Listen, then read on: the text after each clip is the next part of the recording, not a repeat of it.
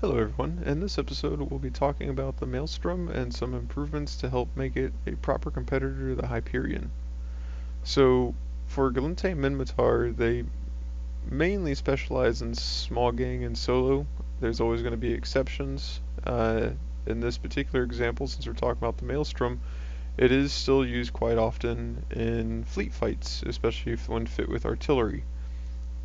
The improvements that we want to talk about here today should have a low impact on those fits, but significantly improve its usage for solo and small gang, especially when you compare it to things like the Hyperion, which everyone is well aware it's a very good ship to use in solo and to a lesser extent small gang. It doesn't really have a presence in fleet fights, which is fine. It's built around being a heavy tanking platform in a small situation or small scenario. Whereas the Maelstrom just kind of falls on its face in a solo or a small gang situation, as it lacks utility and it lacks actually being able to fully utilize its tank because its tanking bonus isn't very slot efficient. So you even though you have 6 mids, you're still working with kind of base resistances, and that shield boost bonus isn't as strong as it potentially could be. The changes I'd like to see to the Maelstrom are that we would remove one turret, shift a low to a mid, increase the rate of fire bonus from 5% per level to 7.5% per level, increase the CPU by 10 to 15, increase base speed to 125 to 130 meters a second compared to the current 118 meters a second. So with Minmatar, often they have utility highs on a lot of their ships, and also like the Hyperion, the Maelstrom should also have the one utility high for a Newt, NOS, or Smart Bomb. This helps make the ship more versatile and offer more utility in a solo or small gang role. By losing one turret and a low, you are losing a little bit of DPS on paper, but you're compensated by the 7.5% per level bonus. Because losing the low, you normally have to drop one of the gyro stabilizers. Most Maelstroms can get away with fitting 3. With the changes in CPU and mid layout, normally you're going to go with 2 here. But you still get approximately the same DPS with 2 gyros and 7 turrets compared to 8 turrets with 3 gyros with the 5% bonus. So it evens out. You just lose a little bit of alpha. Increasing the CPUs to help with fitting with the new mid, but even without more CPU, everything still fits with the current stats. You just need some mild blinging, or you have to rely on meta mods. The speed increases to bring the Maelstrom up to the Hyperion's level for agility and speed. Keeping with Minmatar flavor, it would be about 20 meters a second faster than the Hyperion with a micro warp drive. Still slow comparatively speaking to other battleships at only 1,075 meters a second, but a big improvement over the current 842 meters a second. I'm now going to go over 3 example fits. One is going to be a dual XL ASB fit, a standard extra large shield booster fit, and then the fleet artillery fit and how they'll look with these changes. The first fit I'll show you is going to be the extra large shield booster fit. It should look pretty familiar to most of you if you've ever flown a solo Maelstrom before, or even like a home defense Maelstrom. You have your shield booster, invuln, cap booster, and either a micro warp drive or a micro jump drive, depending on your preference. Again, this is without the CPU improvement, so you could consider adding another 10 or 15 CPU to what you see now, but this all fits pretty easily. The only thing you really have to, bling out if you want it to fit with the base stats is the scram and the EM shield amplifier, which both of those are relatively cheap, if we're considering a battleship. DPS, I just have hail thrown in right now.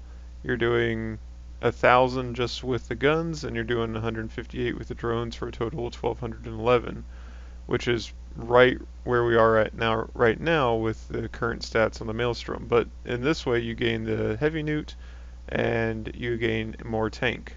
with the EM shield amp and the mids, you don't have to use 2 rig slots for an EM shield reinforcer.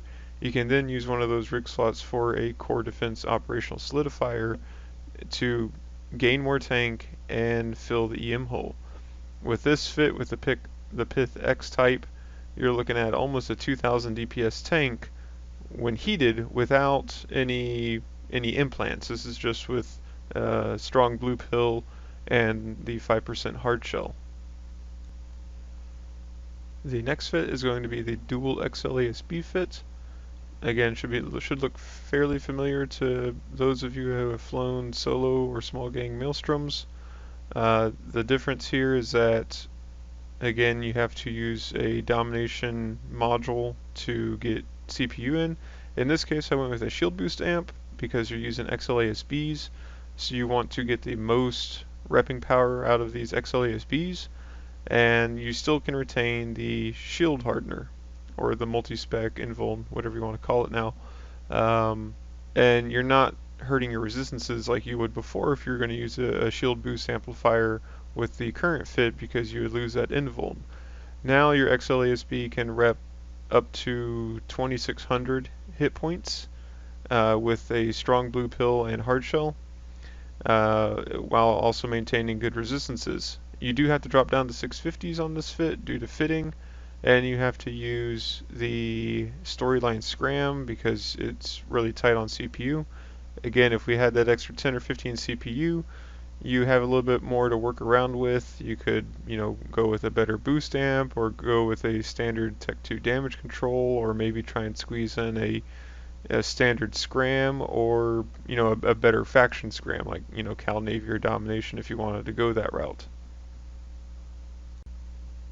The last fit we'll go over is the fleet artillery fitting. So in this case, you have plenty of fitting even with the base stats. With the 7 mids, you can now either increase tank or utility with things like a tracking computer, or potentially a sensor booster. Again, like I mentioned in the Rogue video, I'm not a fleet fitting expert. This is just kind of a rough fit I threw together. But even with this fit, you're at 107,000 EHP before links. With links, I think you go up to around 126 or 130,000. DPS remains roughly the same. You do lose alpha, but again, it's with most fleet fights nowadays, you don't really have an issue with getting people in fleets to actually have alpha comps work. With the utility high, you now gain the smart bomb if you want to use it to screen missiles. So again, this all fits fairly normally. You can get a bigger tank, you have a little bit more utility, and with the speed changes, you would now actually be able to maintain a little bit of speed. Instead of going 800 meters a second, you now go almost 1100.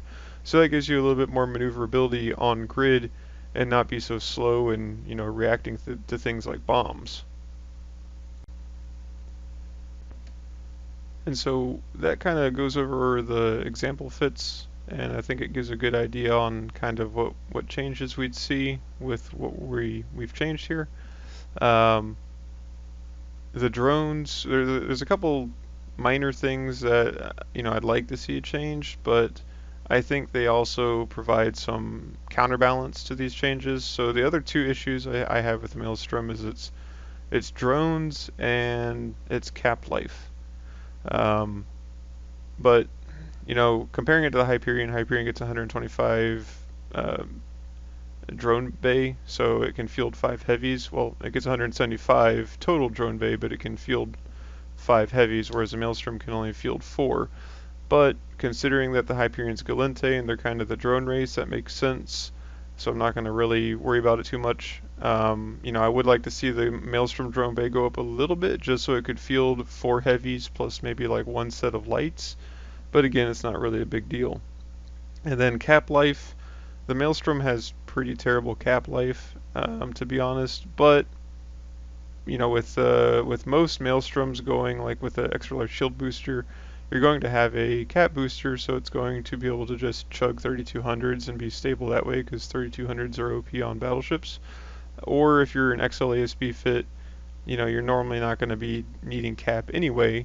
Plus, with the utility high, you can utilize a NOS, so that kind of compensates on those two issues, and it just gives it some nice balance. Like I don't want the Maelstrom to just be this unstoppable battleship where it has no weaknesses. So I think keeping the drone bay and the cap life in check are some ways to kind of counteract these changes. Under newt pressure, I would still expect the Maelstrom to break under, with its cap injected shield booster. And that's the end of this video. Again, I wanted to keep these pretty short and concise. So that's pretty much all I wanted to go over on the Maelstrom, and thanks for watching.